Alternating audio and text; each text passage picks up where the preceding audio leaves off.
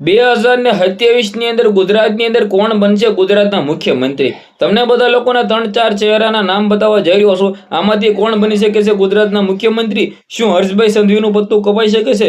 શું અચાનક જ એક નવો ચહેરો ગુજરાતનો મુખ્યમંત્રી બની શકે છે? 2027 ની ચૂંટણી બસ ગણતરીના દિવસોની અંદર છે, પરંતુ એની પહેલા સોશિયલ મીડિયાની અંદર હાહાકાર મચી ગયો છે. ગુજરાતની અંદર એક સારું એવું નામ, એટલે કે હર્ષભાઈ સંઘવી. શું હર્ષભાઈ સંઘવી ગુજરાતના ગૃહમંત્રી છે તો શું તે મુખ્યમંત્રી નહીં બની શકે?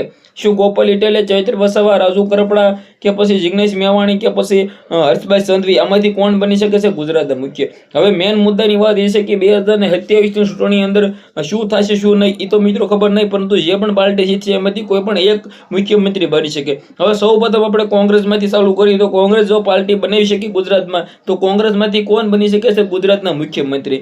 સૌથી સારા એવા નામ તો ભાઈ જિગ્નેશભાઈ મેવાણી છે, ગેનીબેન ઠાકોર છે. પોતે કંઈક ને કંઈક કોંગ્રેસમાંથી સારું એવું નામ છે, પરંતુ મને નથી લાગતું કે કોંગ્રેસમાં કોઈ પણ પ્રકારે ગુજરાતમાં સરકાર બનાવી શકે. એક બે ચહેરાથી ગુજરાતમાં સરકાર બને નહીં.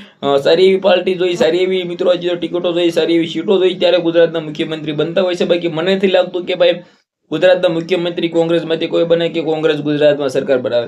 હવે આપણે આગળ જઈએ તો ભાઈઓ આમ આદમી પાર્ટીની અંદર ઘણા બધા ચર્ચિત ચહેરાઓ છે, જેમની અંદર ગોપાલ ઇટાલિયા, ચૈત્ર વસાવા, પ્રવીણ રામ, પછી મિત્રો તો ઘણા બધા તમે બધા લોકોએ જોયું કે બ્રિજરાજ સોલંકી, સાથે મિત્રો વાત કીધો ઈશુદાન ગઢવી, ઘણા બધા કોંગ્રેસ આમ આદમી પાર્ટીની અંદર ચહેરાઓ છે. હવે આમની અંદર ક્યાંક ને ક્યાંક આપણે વાત કરી તો આ સરકાર બનાવે, એટલે કે આમ આદમી પાર્ટીની સરકાર 2027 ની અંદર ગુજરાતની અંદર આવે તો કોણ બની શકે છે ગુજરાતના મુખ્યમંત્રી? હવે ક્યાંક ને ક્યાંક આપણે ધારી લઈએ, વિચાર લઈએ કે જો આ સરકાર બનાવો તો ઈશુદાન ગઢવી પણ ગુજરાતના મુખ્યમંત્રી બની શકે છે, ગોપાલ ઇટાલિયા પણ બની શકે છે, ચૈત્ર વસાવા ભાઈ જેલની અંદર છે. ચૈત્ર વસાવા સાથે હંમેશા ખોટું થતું આવ્યું છે. ચૈત્ર વસાવા આદિવાસી સમાજના ટાઈગર છે, ધુરંધર નેતા છે, સતત તેની સાથે આવું થતું આવ્યું છે.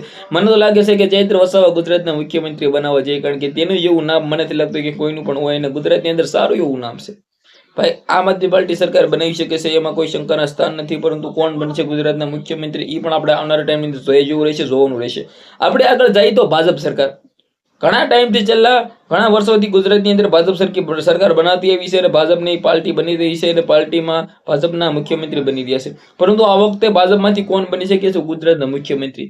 જ્યાં મિત્રો વાત કીધું હજી તો ભૂપેન્દ્ર પટેલ છે, તો ભાજપ જીતે તો કંઈક ને કંઈક શું ભાજપમાંથી ભૂપેન્દ્ર પટેલ ફરી વખત રિપીટ કરે? જ્યાં મિત્રો વાત કીધું થઈ પણ શકે કે ભાઈ ફરી વખત ગુજરાતના મુખ્યમંત્રી ભૂપેન્દ્ર પટેલ જ રહે. પરંતુ એની પહેલા આપણે વાત કરી તો ગુજરાતના ગૃહમંત્રી, યુવા નેતા હર્ષભાઈ સંઘવી ગુજરાતના ગૃહમંત્રી છે, મુખ્યમંત્રી છે, તો કંઈક ને કંઈક આપણે અંદાજો લગાવી શકીએ કે 80 થી 90% ચાન્સ એવો છે કે ભાજપમાંથી જો ભાજપની સરકાર બને તો હર્ષભાઈ સંઘવી ગુજરાતના મુખ્યમંત્રી બની શકે, ચોક્કસ બની શકે.